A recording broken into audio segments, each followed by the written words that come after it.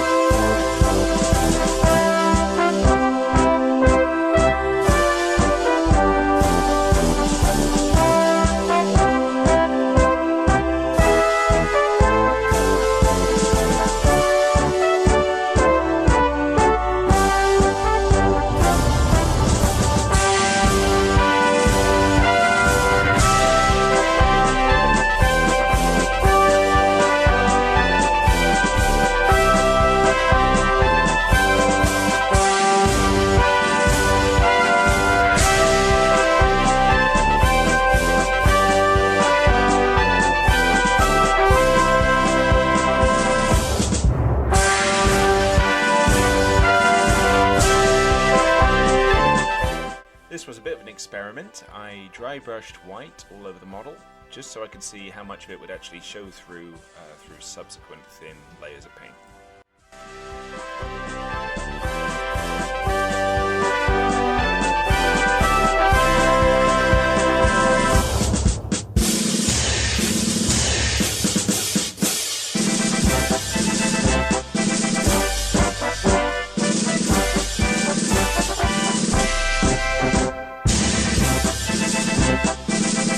While painting these models, I was hindered by two things. Those were, first, that I didn't have a decent Feldgrau color, and the second, that my wet palette was out of action. So in this video, you'll see me trying to mix together my own German colors, in this case using a blue and a green, a blue, grey and a green, to see if I can't get a sort of Feldgrau color approximated. I do pretty well on the tunics, but the trousers are something else.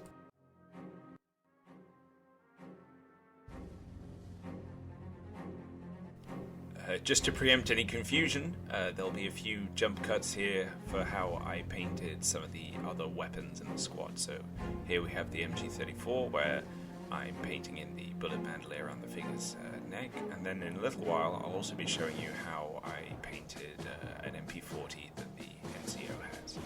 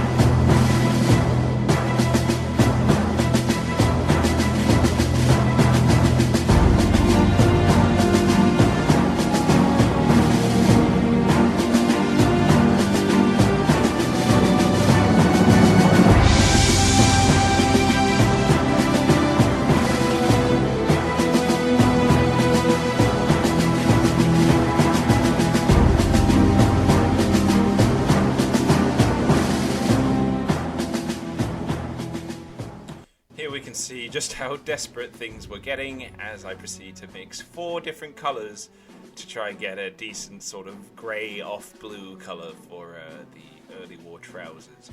I think I do a good job on most of the models, but unfortunately the model that I'm showcasing I do mess up, and we'll see the consequences of that later.